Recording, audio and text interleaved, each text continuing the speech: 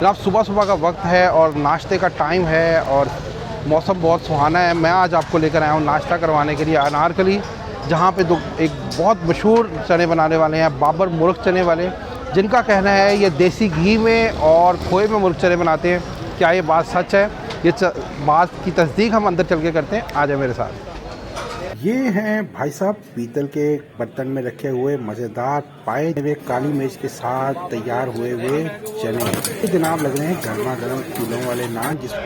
ले जी, हमारा नाश्ता आ गया है। ये हमारा जनाब आ गया है बौन का और पाए का शोरबा, और साथ में है ये मुर्ग चने, जिनका कहना है कि ये बने हुए हैं खालिस खोए और देसी घी में।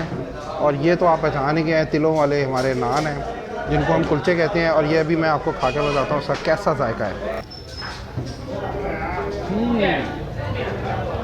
भाई वाह, क्या बात है।